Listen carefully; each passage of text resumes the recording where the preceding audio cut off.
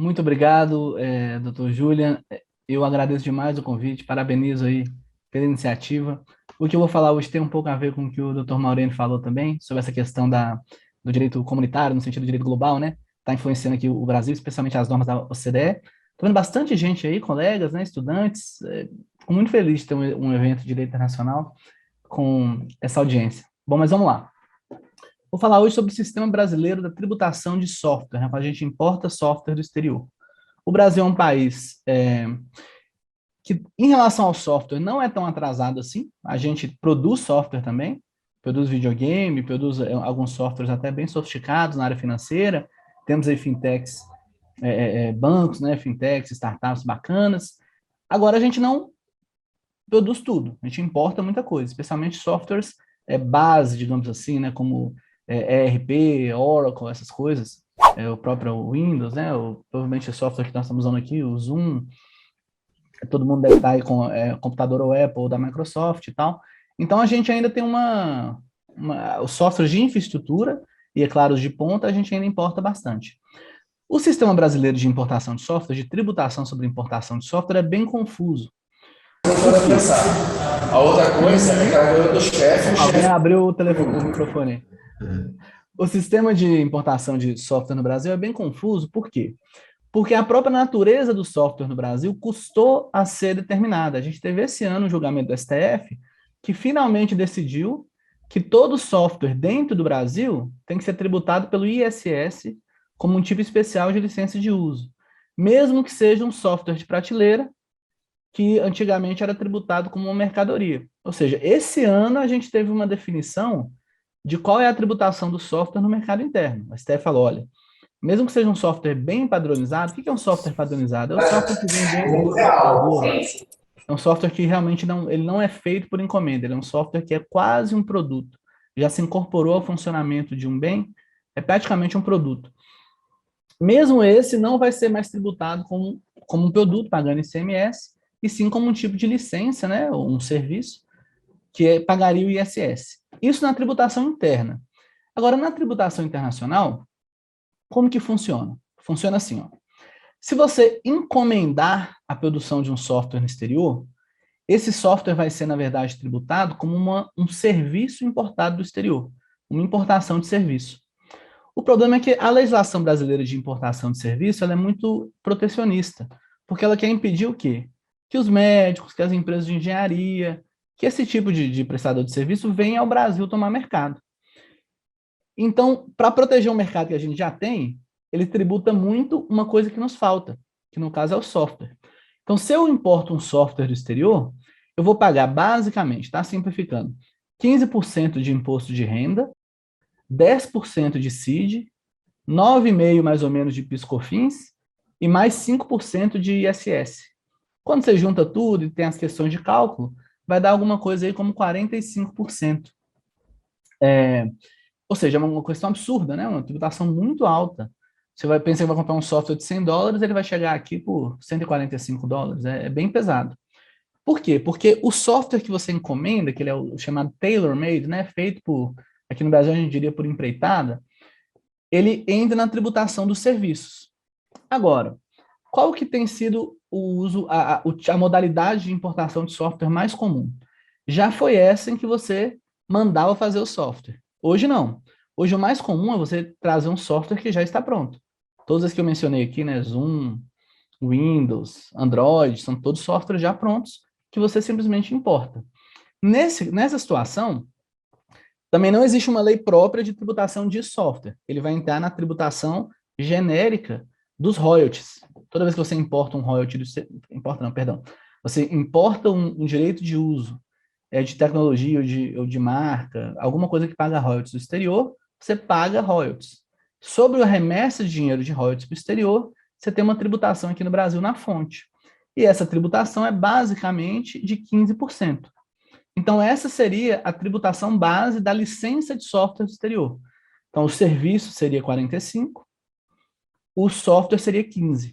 Só que aí tem vários detalhes. Por exemplo, com essa decisão recente do Supremo, que diz que todo software tem que pagar ISS, né, Imposto Municipal, a gente pode dizer que vai pagar 15% de imposto de renda sobre royalties e mais 5%, na verdade de 2 a 5, né? Estou usando 5 para simplificar, 5% aqui de ISS municipal, dando um total de 20, que não é uma tributação baixa, mas pelo menos é mais razoável do que 45. E aí, onde que vem a parte que eu falei da OCDE, da parte internacional que eu mencionei lá do Dr. Maurênio? É que o Brasil ele tem uma rede pequena, mas existente, né, de tratados internacionais para evitar a dupla tributação. E vários desses tratados prevêem uma tributação menor do que 15% para royalties. Então, vou falar rapidinho, até fiz uma tabelinha aqui, ó. Espanha, Israel, Bélgica, Coreia, México e França pagam só 10%. Mesma coisa a Áustria e a Finlândia. E o Japão tem uma tributação muito especial de 12,5%. Então, para esses países que eu falei, né? Israel, Finlândia, Áustria, Espanha, tal, França, a tributação federal do software seria 10%. E você teria também um imposto aqui no Brasil, um imposto municipal de até 5%. Então, isso seria o básico da tributação. Mas a palestra aqui hoje não é só para listar as tributações, né? Ficaria muito chato. O que eu queria mesmo falar com vocês? É falar, com base nisso, o que acontece na prática mesmo. Quais são as dificuldades que nós temos hoje e que certamente vão aparecer para os clientes aí de vocês, ou vão aparecer como uma dificuldade, né, teórica e tal. O problema hoje é que ninguém nem manda fazer software, nem importa licença de software. A maioria dos softwares importantes, eles são comprados ou adquiridos, licenciados, etc., sob o regime de SaaS, ou SaaS, que vem do inglês Software as a Service, né? Ou seja, um software que é consumido como um serviço. Então, por exemplo, antigamente você comprava o Windows, o computador, e vinha um CD-ROM, né? Você instalava. Hoje não. Hoje você compra a licença do Windows, você vai lá, baixa o software que está valendo naquele momento, daí 2 dias ele já teve uma atualização. E quando você compra o software, você tem um monte de S's, né? Você tem serviço de suporte, serviço de atualização, você pode informar bugs, né? Problemas. Então, o software as a service, o próprio e-mail que a gente consome, né? Hotmail, Gmail, qualquer um desses serviços, você tem uma plataforma lá, que é um software, no fim das contas, que está sempre sendo atualizada, mudando de versão, criando questões novas. Quase tudo é assim hoje em dia. Os próprios videogames, né? Antigamente tinha um cartucho de videogame. Eu gosto muito de falar de videogame porque é uma indústria bilionária, maior do que a indústria cinematográfica, e aqui no Brasil acho que a gente ainda não acordou para isso.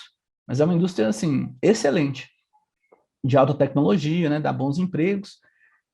A indústria de videogame, hoje o videogame é praticamente um software as a service. Você não compra o cartucho mais, você compra uma licença de uso, aquela licença de uso te dá direito de entrar numa espécie de um mundo virtual, lá dentro você faz transações, faz pagamentos, tem todo um ecossistema, né? Similar talvez aí também às redes sociais, mas as redes sociais não são pagas, mas se elas fossem pagas, seriam também um software as a service. Então, o software as a service, ele é um problemão. Por quê? Porque ele nem é um royalty simples de software, mas que pagaria aí 15%, mas ele também não é um software por encomenda, pagaria 45%.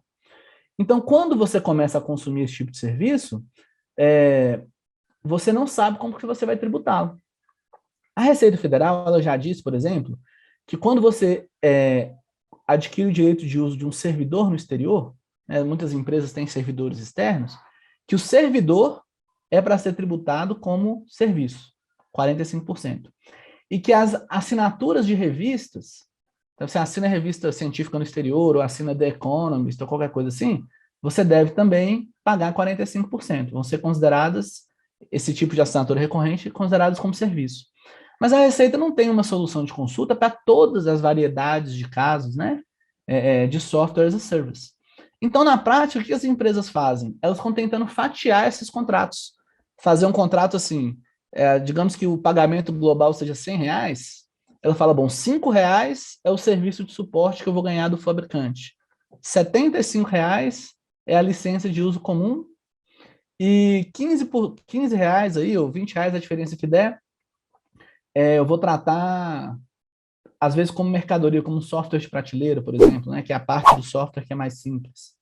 Então, hoje em dia, a classificação do SaaS, né, Software as a Service, e a tributação dele são um problema constante, inclusive na hora de fechar o câmbio, porque esses softwares, às vezes, são contratos de grande valor e recorrentes. Então, você tem empresa que, igual a gente tem, assim, assinatura, eu tenho Netflix, aí depois eu tenho Amazon, aí eu tenho não sei o quê, a pessoa tem 10 assinaturas. As empresas grandes pagam mensalmente lá 10, 15 faturas de software. Alguns de $1.000, outros de $100.000, né?